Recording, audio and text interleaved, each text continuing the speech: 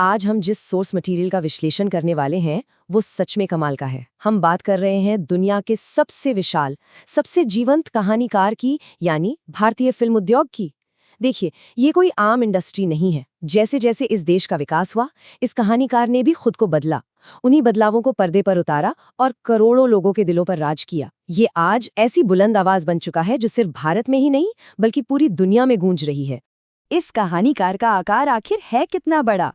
चलिए एक सच में हैरान कर देने वाले आंकड़े पर ध्यान देते हैं। 2012 में दर्शकों ने हॉलीवुड के मुकाबले बॉलीवुड फिल्मों के लगभग 2 गुने टिकट खरीदे। हाँ, ये बिल्कुल सच है।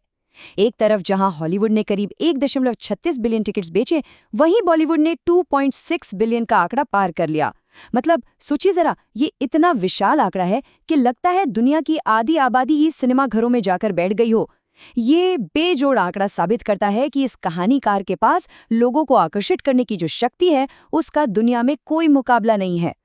और देखिए, जब इतनी बड़ी संख्या में लोग कहानियां देखने पहुंचेंगे तो आमदनी भी तो उसी विशाल स्तर की होगी। 2011 के आंकड़े बताते हैं कि इस उद्योग ने $1.86 बिलियन का राजस्व जनरेट किया। ये उतनी बड़ी टिकट बिक्री का ही सीधा नतीजा है। इससे एक बात बिल्कुल साफ हो जाती है कि ये कहानीकार अब सिर्फ मनोरंजन तक सीमित नहीं रह गया है। ये एक बहुत ही बड़ा आर्थिक स्तंभ बन चुका है, जिसकी जड़ें लगातार और गहरी होती जा रही हैं। लेकिन आगे बढ़ने से पहले एक बहुत ही आम गलतफहमी को यहाँ दूर करना जरूरी है। दुनिया भर में लोग अक्सर बॉलीवुड शब्द का इस्तेमाल पूरे भारतीय सिनेमा के लिए कर देते हैं, पर असल में बॉलीवुड सिर्फ और सिर्फ मुंबई पर आधारित हिंदी भाषा के फिल्म उद्योग का नाम है। जो असली भारतीय फिल्म उद्योग है वो एक बहुत बड़ा ताना बाना है, जिसमें करीब 30 से भी ज्यादा क्षेत्रीय भाषाओं की फिल्म इंडस्ट्रीज शामिल हैं। सच कहें तो ये कहानीकार किसी एक नहीं बल्कि कई अलग अलग भाषाओं में बोलता है। चलिए अब आते हैं इसके पहले हिस्से पर, एक सिनेमाई दिग्गज का जन्म। आखिर इस विशाल कहानीकार की शुरुआत हुई कैसे थी? इस कहानीकार के बोलना सीखने का सफर बहुत ही दिलचस्प है। कहानी शुरू होती है 1896 में, जब लूमियर ब्रदर्स ने पहली बार शॉर्ट फिल्म्स दिखाई थीं। फिर 1913 का साल आया, जब संस्कृत महाकाव्यों से प्रेरित होकर पहली फीचर फिल्म राजा हरिश्चंद्र बनाई गई। लेकिन सबसे बड़ा और क्रांतिकारी मोड़ आया 1931 में, फिल्म आलम आरा के साथ। ये वो वक्त था जब इस सिनेमा ने अपनी पहली आवाज निकाली। उस दिन के बाद ये कहानीकार पर्दे पर दर्शकों से सीधे बोलने और गाने लगा था। अब इस तथ्य के बारे में जो सबसे दिलचस्प बात निकल कर आती है वो ये है कि उस दौर में पर्दे की आवाज और संगीत ने व्यापक निरक्षरता की भरपाई की थी। सोचकर देखिए, उस वक्त एक बहुत बड़ी आबादी ऐसी थी जो पढ़ लिख नहीं सकती थी। ऐसे में इन फिल्मों ने भाषा, गीत और संगीत के जरिए लोगों को गहराई से जोड़ा। जो बातें शायद किताबों के शब्द नहीं समझा पाते थे, वो इन संगीतमय धुनों ने और किरदारों की आवाज ने आम लोगों के दिलों तक सीधे पहुंचा दी। आगे बढ़ते हुए हम उस दौर में चलते हैं जिसे स्वर्ण युग या द गोल्डन एज कहा जाता है। 20वीं सदी के मध्य तक आते आते ये उद्योग काफी समझदार हो चुका था। फिल्म मेकर्स ने इस समय की बड़ी उथल-पुथल को दर्ज करना शुरू किया। महामंदी, द्वितीय विश्व युद्ध, स्वतंत्रता आंदोलन और भारत-पाक विभाजन जैसी ऐतिहासिक घटनाओं को पर्दे पर उतारा गया। ध्यान देने वाली बात यह है कि फिल्म मेकर्स इन घटनाओं का कोई पक्ष नहीं ले रहे थे। वो बस आसपास के उन गंभीर हालात को, उस बेचैनी को अपनी कहानियों में पिरो रहे थे। इस तरह ये सिनेमा उस वक्त का एक निष्पक्ष और जिंदा ऐतिहासिक दस्तावेज बन गया। और ये बहुत ही शानदार तरीके से दर्शाता है कि कैसे कहानी सुनाने के दो बिल्कुल अलग-अलग रास्ते बन गए थे। एक तरफ उभर कर आया पैरेलल सिनेमा, जो सामाजिक यथार्थवाद और मजदूर वर्ग के मुद्दों को बखूबी दिखाता था और जिसे अंतर्राष्ट्रीय स्तर पर खूब सराहा गया। दूसरी तरफ थीं चमकदार मसाला फिल्में। ये पूरी तरह से व्यावसायिक थीं, जिनमें गीत, नृत्य और रोमांस होता था। एक पलायनवादी अनुभव जो लोगों को उनकी परेशानियों से दूर एक नई सपनों की दुनिया में ले जाता था। हमारा अगला पड़ाव है बदलते रुझान और विषय। देखते हैं कि वक्त के साथ दर्शकों की पसंद और कहानियों का रूप कैसे बदला। 1970 का दशक आते आते पर्दे पर एक बड़ा बदलाव देखा गया। मीठी रोमांटिक कहानियों की जगह अब एंग्री यंग मैन ने ले ली। अमिताभ बच्चन जैसे सितारों ने आकर एक नया दौर शुरू किया, जहां हिंसक एक्शन और ग्रिटी गैंगस्टर फिल्में आम हो गईं।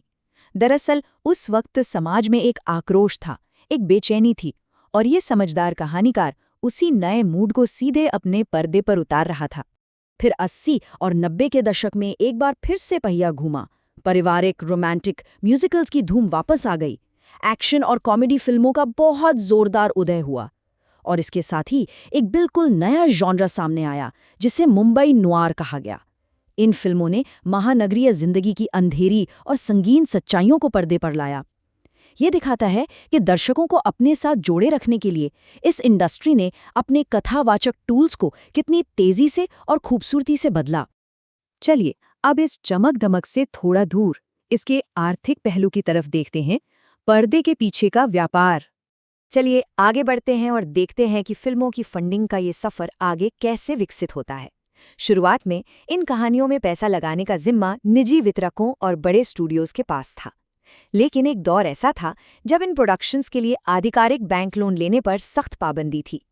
ऐसे में मुंबई अंडरवर्ल्ड ने इस रास्ते का फायदा उठाया और खासकर एक्शन और वायलेंट फिल्मों को फंड करना शुरू कर दिया। हालांकि आगे चलकर शुक्र है कि ये पाबंदी हटा दी गई और बैंक्स ने आधिकारिक रूप से इस उद्योग में पैसा लगाना शुरू कर दिया।